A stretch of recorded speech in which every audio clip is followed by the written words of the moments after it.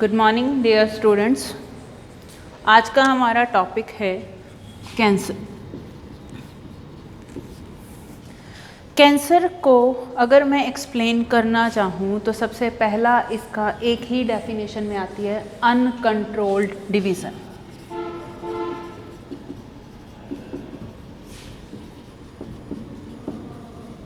एक तो है अनकंट्रोल और एक है अनडिफरेंशिएटेड।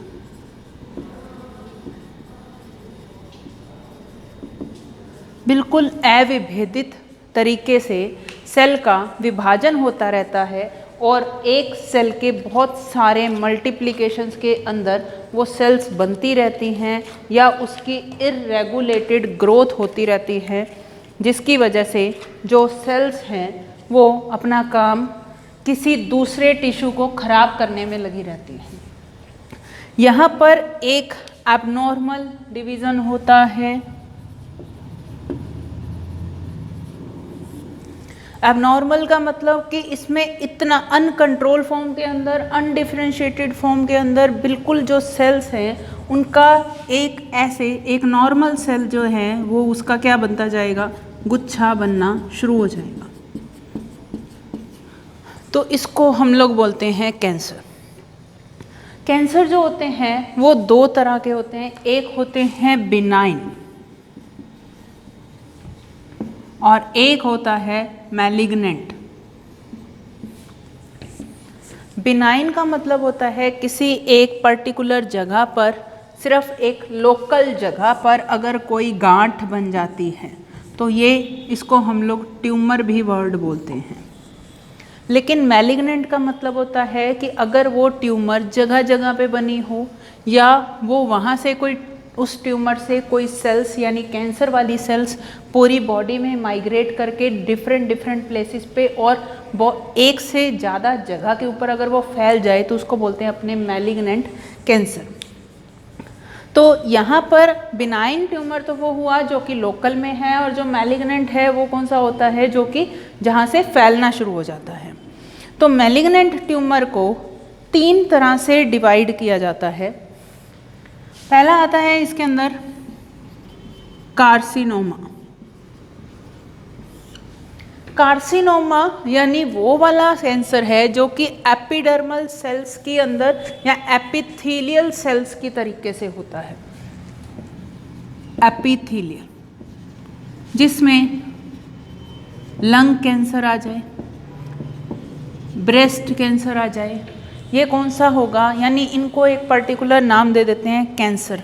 और कार्सिनोमा स्किन हो गया, लंग्स हो गया, लीवर हो गया, ब्रेस्ट हो गया, ये सब कुछ किस में आता है, कार्सिनोमा में। यानी इनका ओरिजिन कौन सा है, एपिथेलियल। सेकंड आता है इसके अंदर कार्सिनोमा के बाद सारकोमा।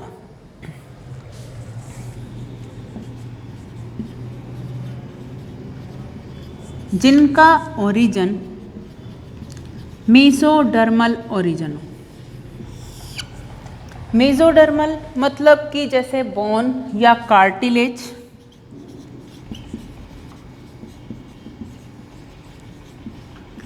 वो कैसे ओरिजिन के होते हैं, मेसोडर्मल ओरिजिन के, और उनसे कैंसर डेवलप होता है। सारकोमा जो कि मेसोडर्मल ओरिजिन का होता है, और जो एग्जाम्पल है जैसे कि बोन में कैंसर हो, कार्टिलेजिस में कैंसर हो जाए, ब्लड के अंदर कैंसर हो जाए, या उसके ब्लड में कनेक्टिव टिश्यू में उसका कैंसर हो जाए, तो उसको अपने क्या बोलते हैं यहाँ पे, सारकोमा। अब यहाँ पे सारकोमा के साथ में एक तीसरा शब्द और आता है, उसको बोलते हैं हम लोग ल्यूकोमा, जो कि ल्यूकोसाइट की वजह से होती है। ल्यूकोसाइट यानी कि WBC।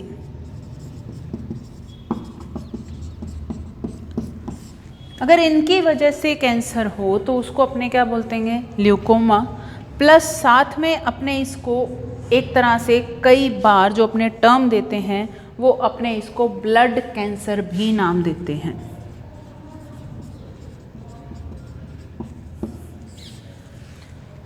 अब उसके बाद ल्यूकोमा का ही एक आगे टाइप कई बार दे दिया जाता है, लिम्फोमा।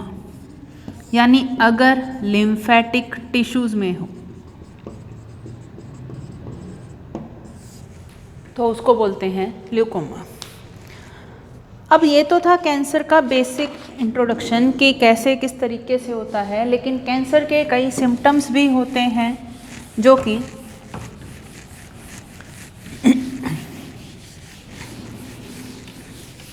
जिसमें से पहला सिम्टम इसके अंदर आता है वो है लोकल में अगर हो तो अनयूजुअल लंप्स बनने शुरू हो जाते हैं, यानी कि लोकल यानी बिनाइन कैंसर के बारे में हम लोग बात कर रहे हैं। लंप्स बनना, हेमोरेज, पेन होना, ब्लीडिंग होना, मीन्स एक तरह से ये इंटरनल ब्लीडिंग समझ सकते हैं। कई बार बोलते हैं कि बॉडी के अंदर कोई इंटरनल ब्लीडिंग हो रही है तो वो कैंसर के कारण हो सकती है। उसके बाद में कई इसके सिम्टम्स हो रहे हैं, जैसे मेटास्टेसिस में बोन में पेन होना, बोन्स के अंदर हड्डियों में दर्द होना शुरू हो जाता है और उसके साथ के अंदर ही एक्सेसिव स्वेटिंग हो जाती है।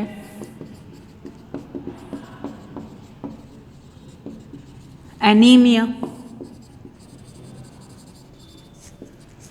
उसके बाद में कई लोगों को इसकी वजह से वेट लॉस, फैटिगनेस,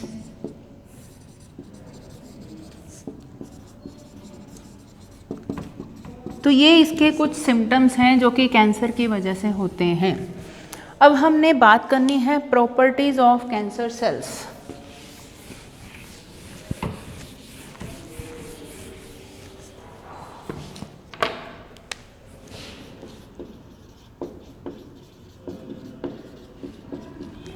सबसे पहली इसकी प्रॉपर्टी के बारे में हम लोग बात करें, genome instability and mutation.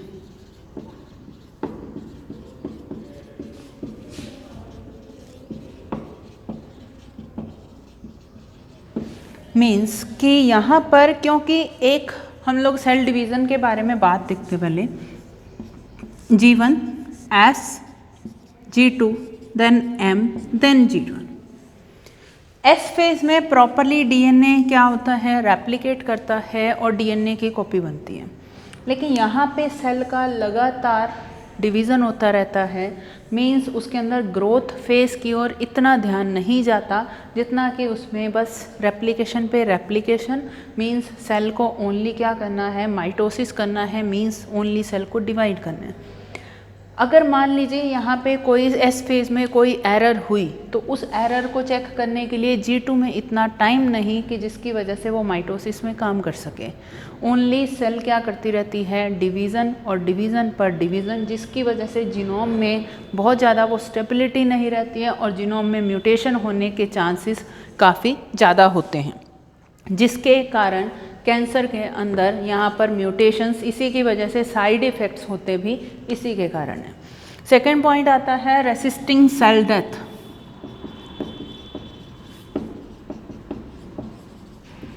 Cell death जो, यानी वैसे नॉर्मली सेल की एक डेथ हो जाती है पर्टिकुलर टाइम के बाद, लेकिन यहाँ पे सेल की डेथ रेसिस्ट हो जाती है, मीन्स आगे सेल की डेथ हो नहीं पाती, जिसकी वजह से वो गुच्छा वैसे का वैसा ही बना रहता है सेल का।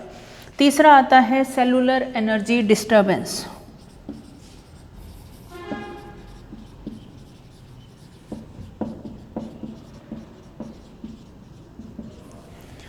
जो हमने एक सेल में एक नॉर्मल काम करने के लिए जो एनर्जी का हमने स्टोरेज किया था, यहाँ पर वो एनर्जी का जो स्टोरेज होता है वो प्रॉपरली सही तरीके से ना होके उसको वो पूरा डिस्टर्ब कर देता है, क्योंकि कैंसर सेल्स खुद सारी की सारी एनर्जी ले लेती है खुद को डिवीज़न करने के लिए। उसके बाद में आता है सस्टेन प्रोलिफरेटिंग सिग्नल्स।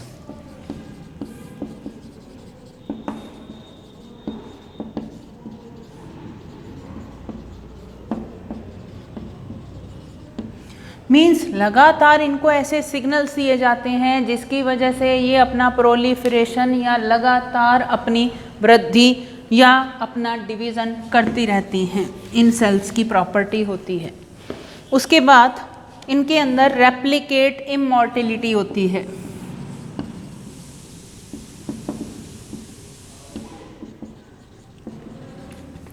मीन्स कि इसमें रेप्लिकेशन इमॉर्टल या अमर तरीके से होता है, ये सेल्स कभी भी मर नहीं पाती हैं। उसके बाद ये इंड्यूस करती हैं एंजियोजेनेसिस,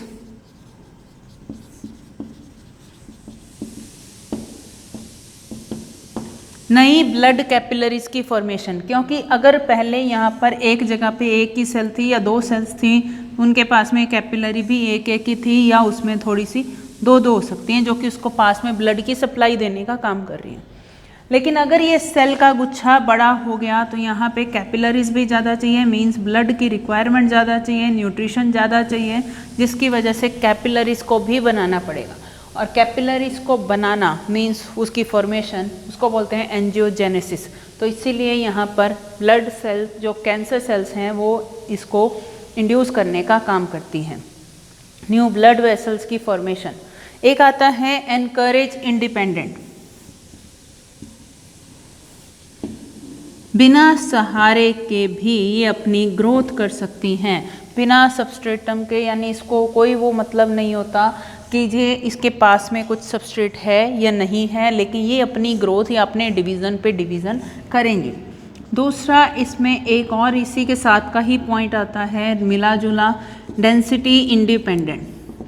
अगर एक जगह पे मान लीजिए कोई सेल का क्राउड नहीं था तो उसका जो साइज था वो इतना ही था, तो इतनी ही सेल्स उसमें फिट आएंगी। लेकिन ये डेंसिटी को नहीं देखते हुए ये उसके अंदर सेल पे सेल्स, यानी बिल्कुल ये उस सेल्स को यहाँ पर इतनी सेल्स बनाएंगी कि जिससे उसकी जो ये लेयर हैं वो क्या होती हैं, बाहर की सेल वॉल ही फट जाएगी, या जो इसकी बाहर की आउटर मेम्ब्रेन है वो रप्चर ही हो जाएगी। इसी वजह से कैंसर के पेशेंट के अंदर होता कुछ भी नहीं है, सिर्फ एक सेल का एबनॉर्मल डिवीज़न है, लेकिन उससे बाकी सारे ऑर्गन्स पे क्या इफेक्ट पड़ता है। एक सेल यहाँ पे थी, उसके पास में ब्लड की कैपिलरी थी, यहाँ कोई ऑर्गन था, इस सेल ने लगातार डिवीज़न किया, जिसकी वजह से ये जो ब्लड की कैपिलरी है ये कहाँ पे शिफ्ट हो गई, ऊपर। इसने इस ऑर्गन वाली जगह घेर ली, जिसकी वजह से इस ऑर्गन पे इफेक्ट पड़ता है। इसके कारण ये आगे सारा का सारा बॉडी सिस्टम डिस्टर्ब होता है। यही कैंसर सेल की मेन प्रॉब्लम होती है, जिसकी वजह से वो पूरी की पूरी बॉडी को हिलाकर या उसको चेंज कर देते हैं। ये तो थी इसकी प्रॉपर्टीज। अब हमने करना है इसके कॉजेस।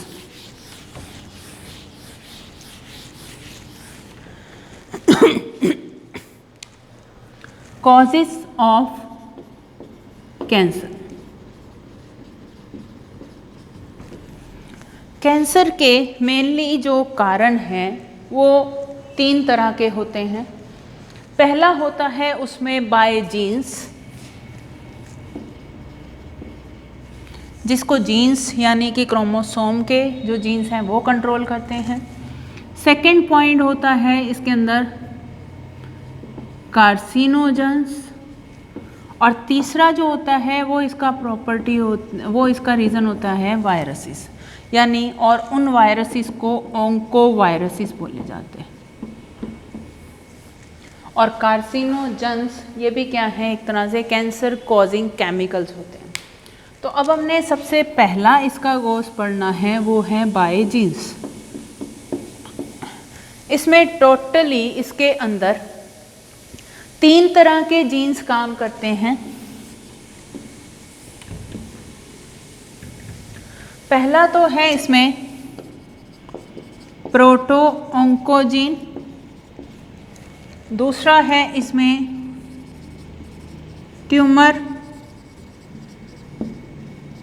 सप्रेसर जीन, और तीसरा इसका जो लास्ट आता है जीन का वो है apoptotic gene, anti apoptotic. Proto oncogene यानी प्रोटो ऑन्कोजीन वो हैं who do normal functioning of cell.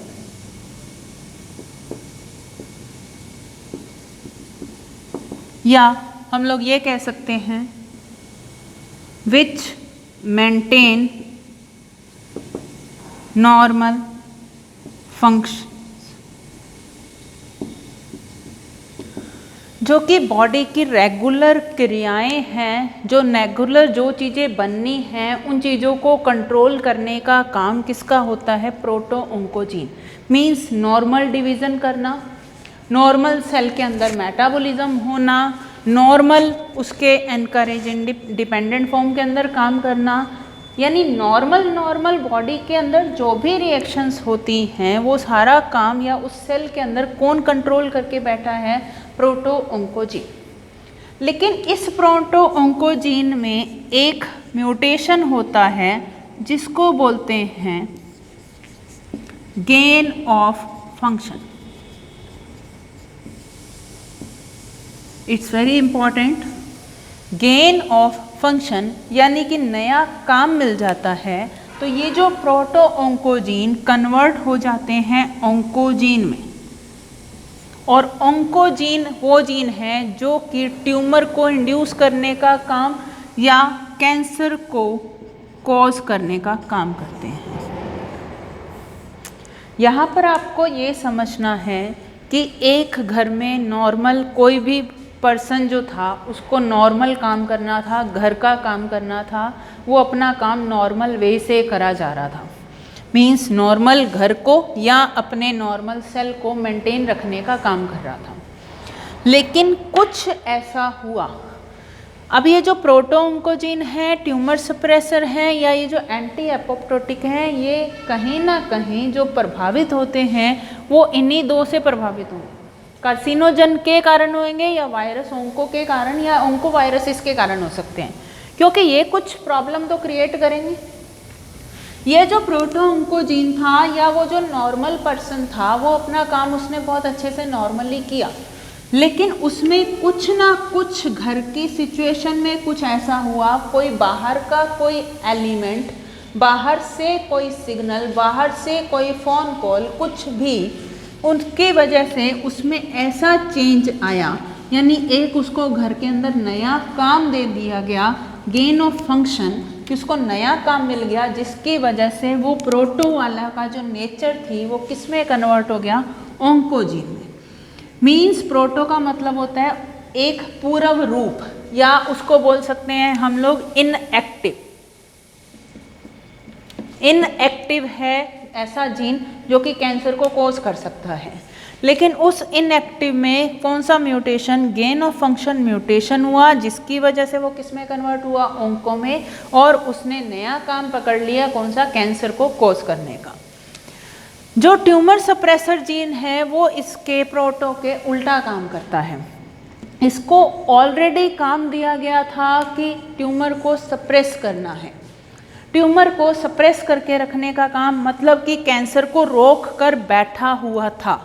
ये कैंसर से रिलेटेड तो था, लेकिन ये अपना सिर्फ नॉर्मल काम कर रहा था। लेकिन इस पर्सन को स्पेशल काम दिया हुआ था कि ओनली ट्यूमर को सप्रेस करना है और कोई काम आपको नहीं करना। लेकिन इसके अंदर इसमें एक म्यूटेशन हो गया, that is loss of function mutation. जो काम यहाँ पर नॉर्मल काम था, इसको नया काम दे दिया गया कैंसर का। ये अपना काम पहले से ही करे जा रहा था ट्यूमर को सप्रेस करने का, इससे वो काम छीन लिया गया, इसके उस फंक्शन को हटा दिया गया, लॉस ऑफ फंक्शन म्यूटेशन, जिसकी वजह से ये ट्यूमर सप्रेसर जीन अब ट्यूमर को सप्रेस नहीं करेगा, तो अब इसकी वजह से क्या होगा? कैंसर कोज होगा। तो यहाँ पर ट्यूमर सप्रेसर में हमारे सामने दो एग्जाम्पल्स आते हैं जो कि काफ़ी इम्पॉर्टेंट है। इसके अलावा भी और होते हैं। एग्जाम्पल है इसका एक RB और एक है P53। P53 को समटाइम्स जो यहाँ पे इसको बोलते हैं वो इसको गार्जियन ऑफ जीनोम बोलते हैं, क्योंकि यही जीनोम यानी अपने क्रोमोसोम को मेंटेन करके रखता है उसके एज ए फादर, उसके मदर की तरह, ताकि उसमें कोई भी छेड़खानी ना हो या वहाँ पे ट्यूमर ना हो। तो ये P53 एक नॉर्मल सेल के डिवीज़न में काम करता है, लेकिन इस ट्यूमर सप्रेसर जीन में या P53 में कुछ प्रॉब्लम हो जाती है। कौन सा म्यूटेशन होता है? लॉस ऑफ फंक्शन, जिसकी वजह से ये P53 अब किस में कन्वर्ट होने शुरू हो जाएगा? कैंसर को कॉज करने का काम शुरू कर देगा। तो ये तो थे इसमें दो जीन, एक था प्रोटो और दूसरा था ट्यूमर सप्रेसर। बट तीसरे वाला आता है, वो है एंटी एपोप्टोटिक जीन। इससे पहले एक टर्म आती है जिसको बोलते हैं एपोप्टोसिस या प्रोग्राम्ड सेल डेथ। आरबीसी के लाइफ टाइम होता है कि 120 दिन के बाद में वो अपने आप मर जाती है, तो उस चीज़ को हम लोग बोलते हैं एपोप्टोसिस। और इसके लिए जो जीन रिस्पॉन्सिबल है वो है एपोप्टोटिक जीन। लेकिन यहाँ पे कौन से हैं जीन जो कि ट्यूमर को कॉज करने का काम कर रहे हैं या कैंसर को कॉज करने का काम कर रहे हैं? वो है एंटी एपोप्टोटिक जीन, यानी कि सेल को मरने नहीं देंगे। सेल को मरने नहीं देंगे तो उसकी वजह से यहाँ पर क्या हो जाएगा? कैंसर लगातार कॉज होता रहेगा। तो ये आपके सामने थे इसके अंदर टाइप्स ऑफ जीन्स जो कि कैंसर को कॉज करने का काम करते हैं।